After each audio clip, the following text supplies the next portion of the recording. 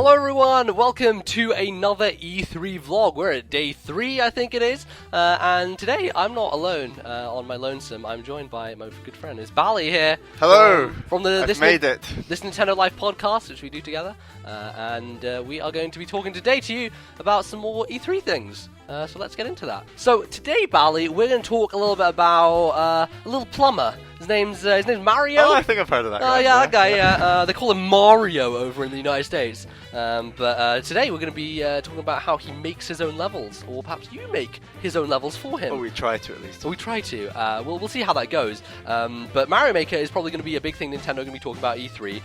What are your thoughts on the game, just from what you've seen so far? I mean, I think it's definitely the right direction for the series to go in. I mean, the new Super Mario games, I've said multiple times on the podcast, they were just getting so stale and repetitive, and now that we're being given the chance to actually make our own levels is exactly what it needs.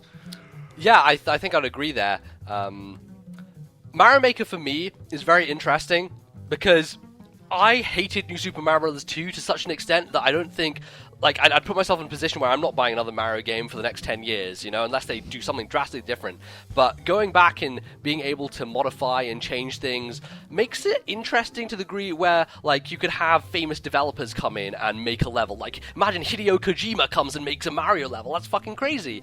So something like that, I think, would be really interesting to add to the formula. I do feel, though, Bally, that we know quite a lot about Mario Maker, and there's not much left to reveal.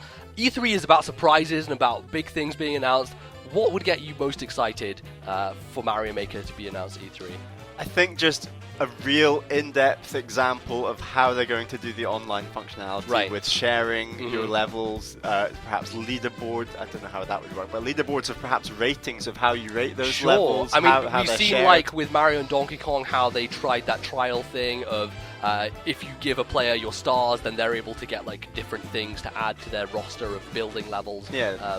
So I think they might show something like that. That could be cool. I think a really important part that they've not talked about yet is how the worlds are going to work and how your levels will perhaps get integrated into those worlds and maybe have the ability to share entire worlds. Yeah, that would be cool. I mean, there was like one screenshot, I think, in a Nintendo Direct that kind of hinted at the fact that you'll go from World 1, 2, 3, 4, but confirmation of that is something that I want to hear, absolutely. So another thing that Nintendo announced is that Mario Maker is going to be their big Best Buy game this year. So in Best Buy stores around America, people can go there, get a demo for the game. Last year it was Smash Brothers, and of course Smash Brothers was the big holiday title. Is that indicative of the fact that this is going to be the big holiday title for Nintendo? What do you think here, Bally?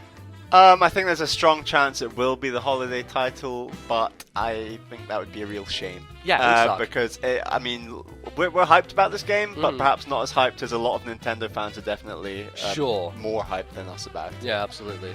I don't know.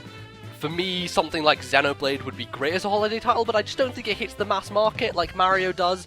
And I think they've kind of suggested that maybe it's more of a September release. So, despite the fact that all that's happening, I think it's probably being put in Best Buy because it's a game that is very well demoed. You know, it's something that people can get in stores and understand, like how the gamepad is working, and actually pushes the gamepad as a key feature because of all that stuff you do on it.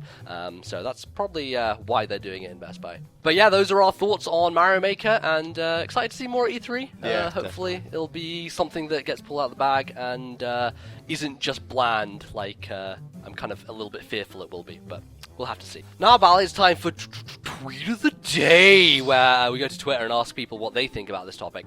So this is from James Thompson, who says, I honestly wish they'd stuck with just New Super Mario Bros. Or the original. I feel like trying to put all 4 games is limiting the options. What do you think about that, Bally? I don't think it is limiting the options because I'm pretty sure, and I think this was a big emphasis of E3 last year with the way they swapped between the art styles, is that the physics engine is unified between them. So regardless of which game you design your level in, it will work with the other 3 games. Now, I'm completely disagreeing with you here, Bally, because I've seen some footage of, you know, the new Super Mario Bros. Style versus the Mario World style versus the Mario 3 style, and looking at the way he controls in each of those individual environments, it looks like those original games. And so I don't understand how like they would be able to unify physics across these things, but I'm sure that's another question that they'll probably answer more solidly at E3. I'm sure it's going to be Best Buy is on the show floor, of course, so people will be able to bring us our impressions and see what actually happens. But right now, comment below if you think I'm right. Yeah, no, fucking nope, never, never ever. Well, there you go. That's another vlog for E3 done. Thank you, Bally, for joining me for this one. Thanks for having me. And we'll be back with a few more of these. The hype train keeps rolling through. You can, of course, keep up with us on our social media. Bally, where can you be found on social medias? You can find me at Ballyman91. That's BALLYMAN 91. And I'm at Lord MBZ on the Twitter. Keep sending us things through there. Follow our podcast account at TNL Podcast. And we'll see you guys next time. Goodbye.